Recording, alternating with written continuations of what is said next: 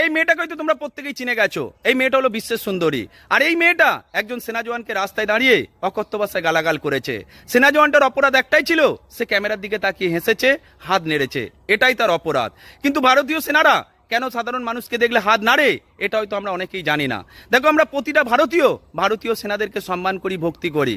আর এই কারণেই অনেক সময় সেনাবাহিনীরাও তাদের পাল্টা ভালোবাসার বহিঃপ্রকাশ দিতে গিয়ে আমাদের দিকে তাকিয়ে হাসে, আমাদের সঙ্গে হাত মেলাতে চেষ্টা করে।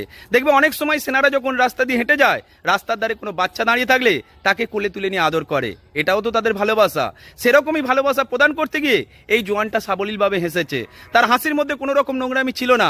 সে খুব ভদ্রভাবেই মেয়েটাকে হাই বলেছে, আর সেটাই তার অপরাধ হয়ে গেছে। আর এই মেয়েটা ছোট্ট একটা ঘটনাটাকে এত বড় করে ভাইরাল করে দিয়েছে। আজকে ভেবে দেখো তো, মেয়েটার এই ভিডিওটা যদি সেনা জওয়ানের বাড়িতে গিয়ে পৌঁছায়, সেও তো কারোর বাবা, তার সন্তানের কি অবস্থা হবে, তার বউটার মনের অবস্থা কিরকম হবে, এই কথা চিন্তা না করেই মেয়েটাই ছেলেটার জীবনটা নষ্ট করে দিচ্ছে। আমি শুধু এইটা বলতে পারি, আমাদের সমাজে সব মেয়ে যেরকম ভালো হয় না, সেরকম বেশ কিছু রাস্তার মেয়ের জন্য আমাদের সমাজের মেয়েরা দিনের পর দিন মাটিতে মিশিয়ে যাচ্ছে। এই সকল মেয়েরা যদি উচিত শিক্ষা না পায়, তাহলে ভালো ভালো বাড়ির বউগুলো মান সম্মান হারাবে। সেই জন্য এদেরকে যথাযথ শাস্তি দিতে হবে। আমি মনে করি এই মেয়েটা যেরকম নিজের পপুলারিটির জন্য এই ঘটনাটাকে ভাইরাল করেছে, ঠিক সেরকমই প্রকাশ্য দিবালোকে এই মেয়েটাকে কিন্তু ক্ষমা চাইতে হবে ওই সেনা জওয়ানের পায়ে ধরে। তবেই কিন্তু সেই সেনা জওয়ানের সম্মানটা উপরে উঠবে, তবেই মেয়েটা সে তার ভুলটা বুঝতে পারবে। এটাই সত্যি। ভালো থাকবেন প্রত্যেকে।